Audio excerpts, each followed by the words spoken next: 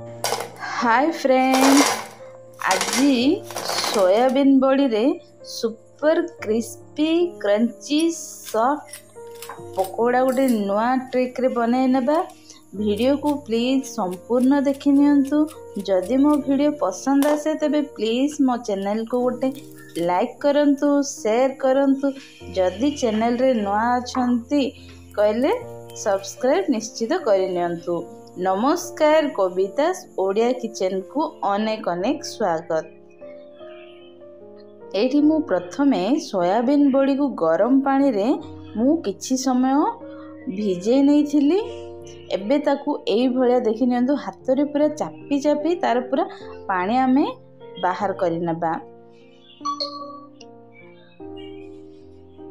देखि नियंतु, सबु पानी बाहरी सारला परे एठी मु ग्राइंडर जार नैची।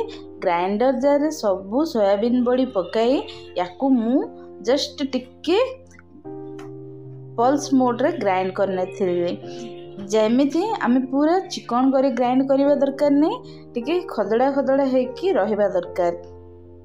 सेई भलिया ग्राइंड करने थिली। देखि नियंतु एपरी।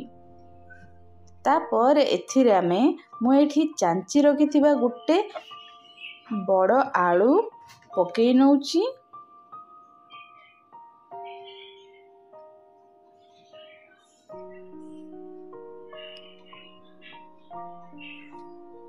भल भाबरे ताकू भल पानी रे सफा करि नैथिली। तापरे एथिरे मु चॉप करिथिबा पियाज कंचा लंका मध्य पकेई नउची। तापर एथिरे डाइजेस्ट ठीक रहिबा पई एथिरे मु गोटे छोटो चामच जुआणी पकाई हाथ रे घसी पकेइनी, जार तार फ्लेवर बहुत भल आसी थाए। अदा रसुण कंचा लंका पेस्ट मध्य गोटे चामच पकेई नैची। एथिरे हाफ चामच लंका गुंड पकेई नउची। जदि छुआ माने कहांती तेबे लंका गुंड आउ कंचा लंका मध्य स्किप करि परिबे। हाफ चामच हळदी गुंड पकेई नउची। स्वाद अनुसार लूण। तापर एथिरे बेसन गोटे हाफ कप बेसन मध्य पकाई भल भाबरे मिसाई नबा। एथिरे आमे पानी पकेबा आवश्यक नहीं। आमर जो सोयाबीन बड़ी रे जहा किछि पानी ऑब्जर्व हे जिवो, ता संगे आलू मध्य कंचा आलू पकेई नैचे, सेटा मध्य भल भाबरे ऑब्जर्व हे जिवो। जदि दरकार पड़े तेबे अल्प टिके पानी दे भल भाबरे मिक्स करिवे। देखि पारथिबे मु एठी टोटली पानी मध्य ऐड करनी।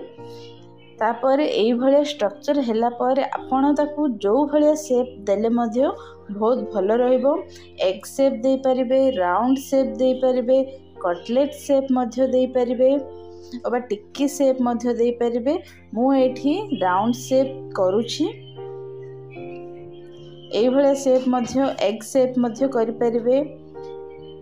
मु किंतु एठी राउंड बॉल्स करिकि याकू मु फ्राई करि नेबी। मु खाली आपन को देखै नउची आपन कोन कोन शेप करि परिबे। किंतु मु एठी सबु गुडी को राउंड बॉल्स करि नैची। तापर एठी मु तेलो मध्य गरम करि नैची। मु एठी मीडियम टू लो फ्लेम रे हीट करि नैची ऑयल टा। एठी सबु गुडी को हमें बॉल्स जो करिथिले राउंड राउंड, से गुडे सबु तेल रे पकाई छाणी नेबा। एठी ध्यान रखिबे मीडियम टू लो फ्लेम रे ही याकू फ्राई करिबे। हाई फ्लेम रे फ्राई करिबेनी, काहेकि ना हाई फ्लेम रे फ्राई करिबा द्वारा बाहर पटु जळी जाए अबा पड़ी जाई थाए, किंतु भितरे भल भाबरे सिजी न थाए, जल्दी कलर चेंज हे जाए। तेणु करी मीडियम टू लो फ्लेम रे फ्राई करिबा द्वारा यार कलर बहुत सुंदर देखा जाए, ता संगे भितरे मध्य बहुत भल भाबरे सिजी थाए। देखि पारथिबे कलर टा केते सुंदर बढ़िया देखा जाउची।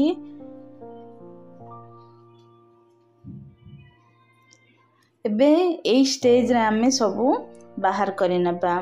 जदि बंधु माने आजिर भिडियोटी बहुत पसंद आसिला जदि प्लीज मो चैनल को गोटे लाइक करनियंतु शेयर करनियंतु आउ आजिर रेसिपीटी केमिति लागिला मते कमेंट रे जणांतु।